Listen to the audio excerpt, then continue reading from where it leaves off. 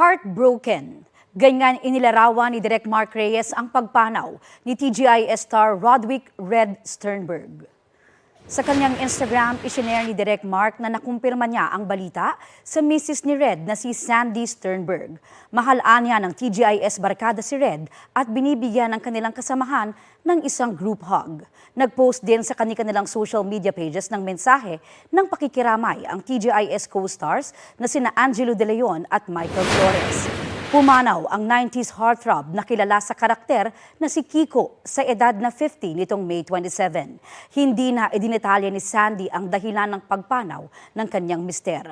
Sa ngayon, humihiling muna sila ng panalangin at privacy sa panahon ng kanilang pagluluksa.